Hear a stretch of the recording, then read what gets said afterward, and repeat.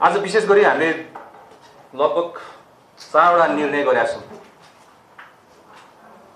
It's very serious र म हजुरलाई आज पढेर सुनाउनेवाला छु।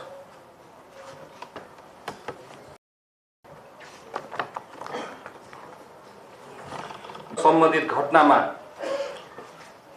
फौजदारी अभियोजन भएका मुद्दा फिर्ता गर्न सकिने नसकिने सम्बन्धमा छानबिन गरी सिफारिस सहितको प्रतिवेदन पेश गर्न विशेष कार्यदल गठन गर्ने पहिलो। दोस्रो,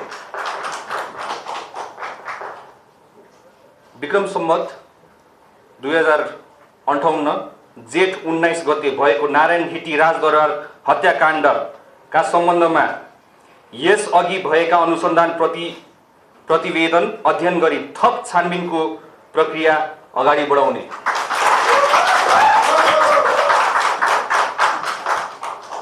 गृह मन्त्रालय र सुरक्षा निकायबाट संवेदनशील सूचना चुहावटको घटना हुन नदिन सूक्ष्म निगरानी गरी कारबाही गर्न सुरक्षा निकायमा sensitive information vigilance team SIVT गठन गर्ने।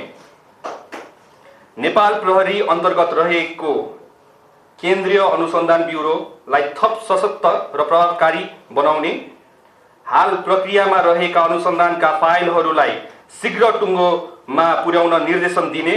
ब्युरोमा रहेका जघन्य आर्थिक सङ्गठित अपराध लगायतका गम्भीर प्रकृतिका मुद्दा अनुसन्धान गर्न ब्युरोमा मुद्दाको प्रकृति अनुरूप विशिष्टीकृत समूह स्पेशलाइज टिम गठन गर्ने।